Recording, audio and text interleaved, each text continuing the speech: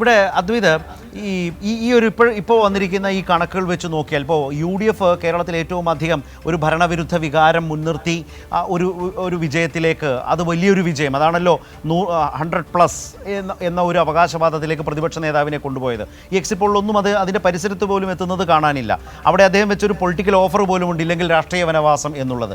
അതൊക്കെ അവിടെ നിൽക്കട്ടെ, അത് അത്തരം അപ്പൊളിറ്റിക്കൽ സ്റ്റേറ്റ്മെൻറ്റ്സിനപ്പുറം ഇവിടെ നോക്കിയാൽ, ഈ കണക്കുകൾ നോക്കിയാൽ കേരളത്തിൽ ഈ തെരഞ്ഞെടുപ്പിൽ ഒരു ഭരണവിരുദ്ധ വികാരം UDF ആഗ്രഹിച്ചതുപോലെയോ പ്രതീക്ഷിച്ചതുപോലെയോ എക്സിറ്റ് പോളിലൂടെ കാണാനുണ്ടോ? അത് ഇടതുപക്ഷത്തെ സംബന്ധിച്ച് ഒരു ശരിയായ ജനവിധി വരാനിരിക്കുന്നതല്ലേ ഉള്ളൂ. അപ്പോൾ ഇടതുപക്ഷത്തെ സംബന്ധിച്ച് ആ ഒരു ഭരണവിരുദ്ധ വികാരം അത്രമേലില്ല എന്നുള്ളത് ആ ക്യാമ്പിനെ സംബന്ധിച്ച് ആശ്വാസം പകരുന്നതാണോ? ഭരണവിരുദ്ധ വികാരം അത്ര ഷാർപ്പല്ല, അത്ര ഹെവിയല്ല എന്നുള്ളത് UDFനും നിരാശപ്പെടുത്തുന്ന ഘടകമാണോ? എക്സിറ്റ് പോളുകളെ വെച്ച് ഭരണവിരുദ്ധ വികാരം അളക്കുന്നത് വലിയ ബുദ്ധിമുട്ടായിരിക്കും. കാരണം ഇവർ പറഞ്ഞു, ഇപ്പോൾ ആക്സിസ് മൈ ഇന്ത്യ, ഇപ്പം നമ്മൾക്കിതിൽ ഈ ബഞ്ചിൽ എടുക്കാൻ കൊള്ളാവുന്ന ഒരു ഏജൻസി എന്നുള്ള നിലയ്ക്ക് ആക്സിസ് മൈ ഇന്ത്യയുടെ പറയുന്ന 44%, ഇപ്പോൾ ആ നമ്പർ കറക്റ്റ് ആണെന്നിരിക്കട്ടെ, കൃത്യമായി 44 അല്ലെ 43% UDFൻ്റെ വോട്ടെങ്കിൽ ഏതൊക്കെ 140 മണ്ഡലത്തിൽ UDFൻ്റെ വോട്ടുകൾ എക്രോസ് വോട്ട് ഗ്യാദർ ചെയ്തതാണോ, അതോ ഇപ്പം മലബാർ റീജൻസിൽ മാത്രമായിട്ടാണോ കൂടുതൽ, ചില കേന്ദ്രങ്ങളിൽ മാത്രമായിട്ട് വോട്ട് കൂടുകയാണെങ്കിൽ വോട്ട് വ്യത്യാസം വലുതായിട്ട് വരാം. എന്നാൽ നോർമലി ആ ഡിഫറൻസ് സീറ്റിലേക്ക് ട്രാൻസ്ലേറ്റ് ചെയ്യണമെന്നില്ല. അപ്പം അത്തരമൊരു പ്രതികരണം ഒരു എക്സിറ്റ് പോൾ നോക്കി നടത്തുന്നത് വലിയ അടിസ്ഥാനമുണ്ടെന്ന് ഞാൻ കരുതുന്നില്ല. അല്ല, ഇപ്പോൾ ഇത് പറഞ്ഞതിലൊരു പ്രധാനപ്പെട്ട കാര്യമുണ്ട്. തദ്ദേശ തെരഞ്ഞെടുപ്പിൽ നമ്മളിത് കണ്ടു. ഇപ്പോൾ UDFനെ സംബന്ധിച്ച് UDFന് മലപ്പുറത്തടക്കം എറണാകുളത്തടക്കം വലിയ മുന്നേറ്റം ഉണ്ടായി. പക്ഷേ തത്തുല്യമായ ഒരു വൻ മുന്നേറ്റം ആ നിലയിൽ വോട്ട് വൈസ് മറ്റ് പ്രധാനപ്പെട്ട ജില്ലകളിൽ അവർക്ക് സംഭവിച്ചിട്ടില്ല. താനും നേട്ടമുണ്ടായിട്ടുണ്ട്.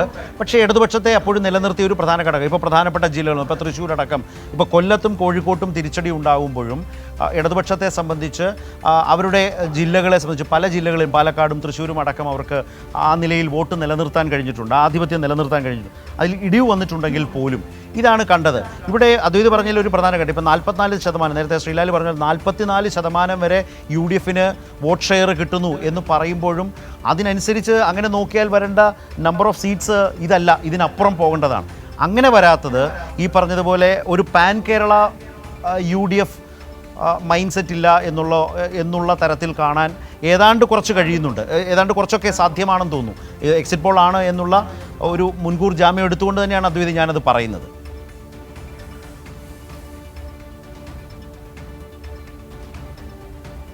അതിൽ ഈ കേരളത്തിലെ 140 മണ്ഡലങ്ങളിൽ ഇപ്പോൾ ഭരണവിരുദ്ധ വികാരം 2011 തെരഞ്ഞെടുപ്പ് നോക്കുകയാണെങ്കിൽ വളരെ ചെറിയ വ്യത്യാസം, ചെറിയ മാർജിനിലാണ് ഇത് വന്നത്.